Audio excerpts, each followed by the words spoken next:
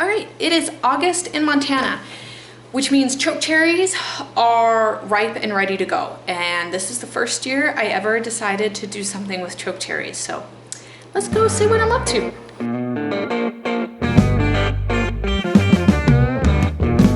For those of you who don't know me, my name's Cece. My husband Kirk and I homestead in the big, beautiful state of Montana. And the other day, my mother-in-law said, hey, I got chokecherries all over the place on our property. Why don't you come over and pick some? And I'm like, sounds great. So that's what we did, and we got a lot of them.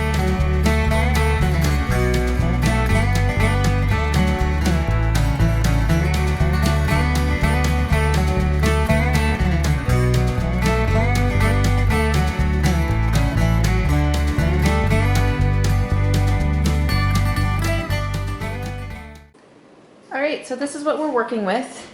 This my kids picked the other day for me. This, that, and this is what we got last evening. I forgot that I had found some tea leaves there, so I'll have to go through and pull out all these tea leaves. But the first thing we need to do is put these in water, and you can kind of see this, I don't think it's a tea leaf, I think this is a leaf. Yeah, so it's very easy to get leaves. Now we do have a whole bunch of little stems, and everywhere I read said that's not a big deal, but I am going to put these in water, kind of get everything to kind of come up to the surface. These ones my boys picked, and these ones were really, really good, but you can tell these last evening we were just kind of in a hurry and we got lots of them. So first step is I got to get these all cleaned up. Now if you've been following me for any length of time, you know that I just show things as I'm doing them, and sometimes they turn out really well and sometimes they don't. So I am going to attempt to make jam and some syrup for like pancakes. If the jam does not set up, it will automatically be turned into syrup. And I had to find some recipes to kind of figure out what I'm doing. So you guys will literally be watching me do this in like as I'm doing it for the first time. And we'll see if I'm successful or not. This is a very up close view of what they look like when you're picking them from the tree. And so you just kind of grab them and pull them off, and so you can understand why a lot of them have those tiny little stems left on them.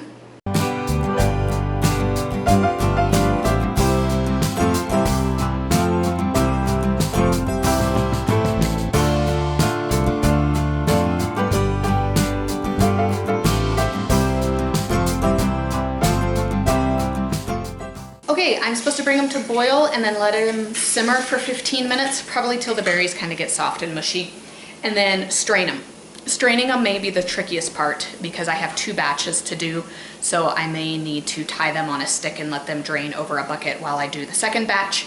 But as long as they're made into juice, I feel like I can pour them into some glass jars or something like that and stick them in the refrigerator if I don't get to like the completed stage today. I'm going to be pretty busy over the next few days, so it may be going in stages, but that's okay. Okay, it's probably a little hard to tell, but the juice is definitely turning pink. The berries are much more pink compared to like the dark color. So I think we are getting close.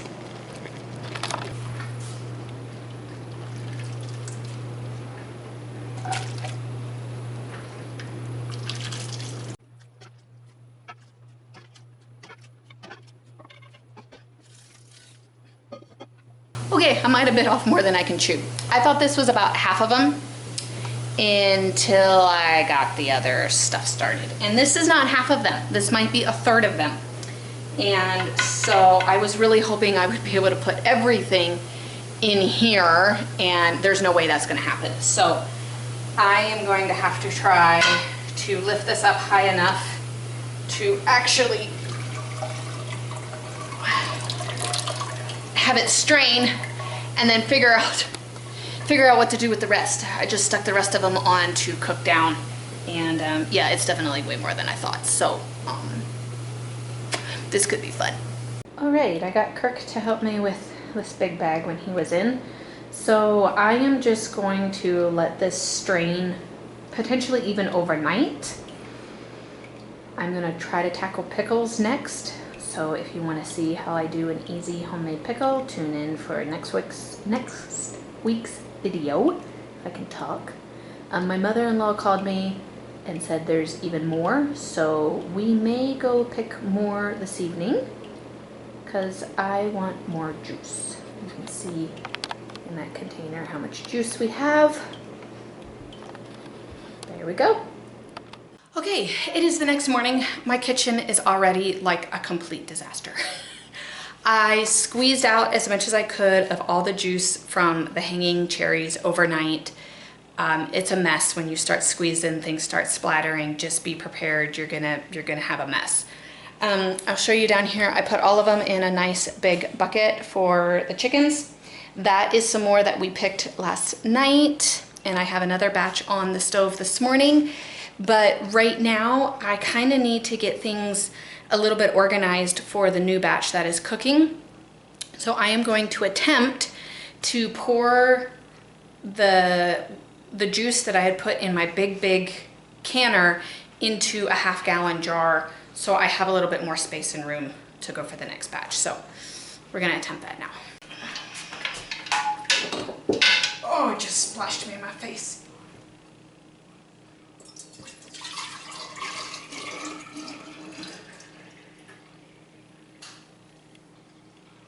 Okay.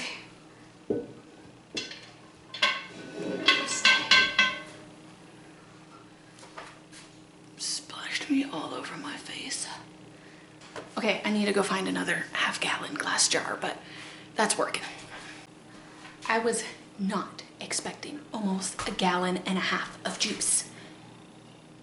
I didn't think there was like near that amount of juice. If I would have known that, I probably wouldn't have went and picked more last night. So I will probably have close to another gallon's worth of juice by tomorrow morning. So for now, I'm just going to set these in the refrigerator if I can find room somewhere. And then I will pull one of these out later today and try to make jam.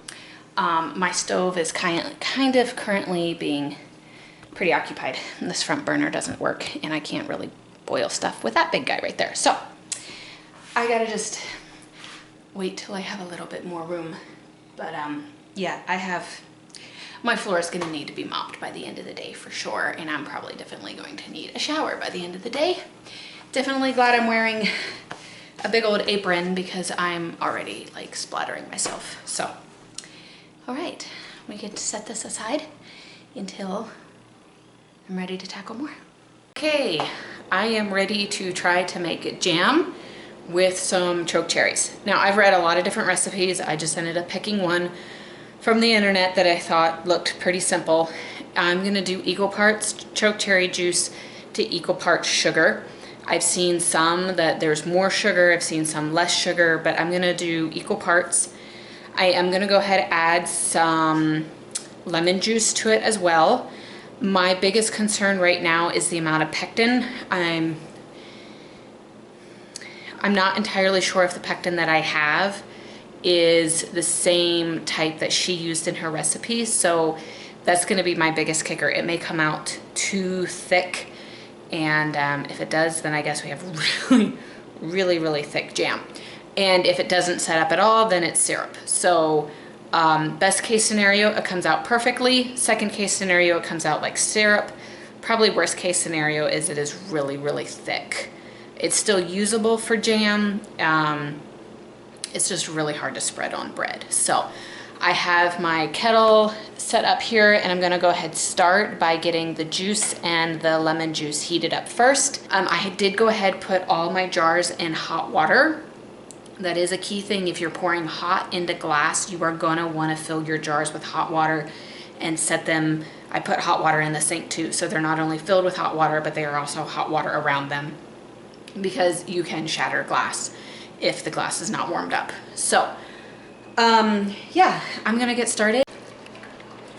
Okay, everything is in there. I don't know if it really matters what order it goes in. Different recipes say different things, but wow, that was a lot of sugar. So now I'm just hoping that I don't burn it and it doesn't run over.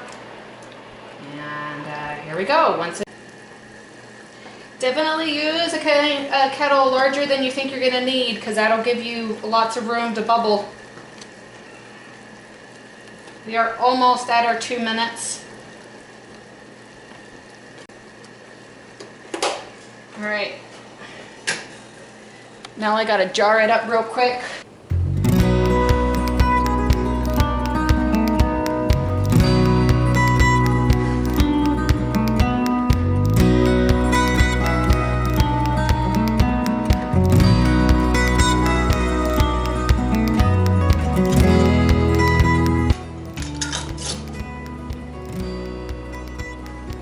I'm just gonna set these back here on the towel. I'm not even gonna hot water bath them.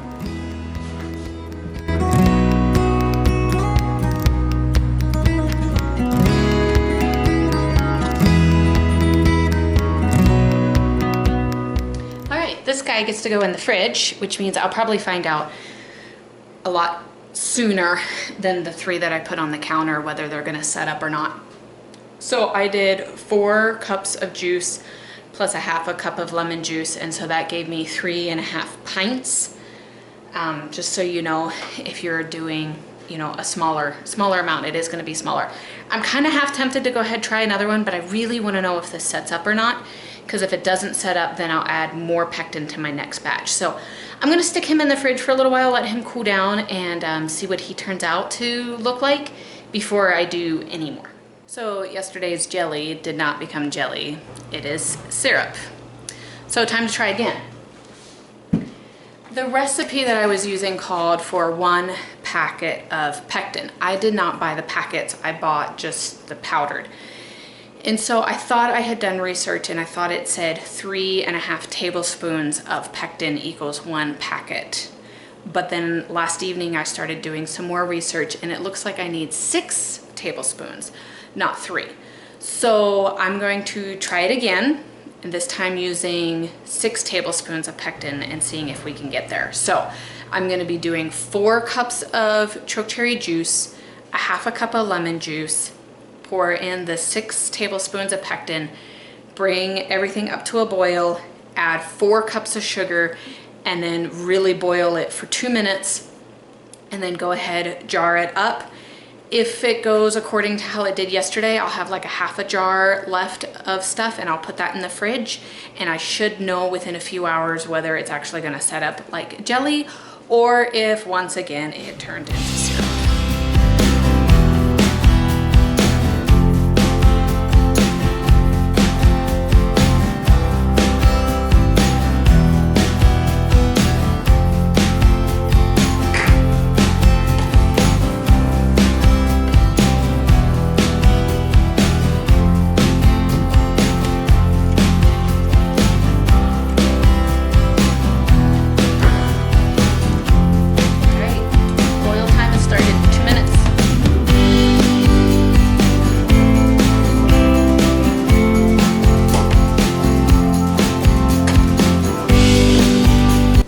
Let's can it up. I forgot and put my funnel in the dishwasher, so I'm gonna just have to pour it.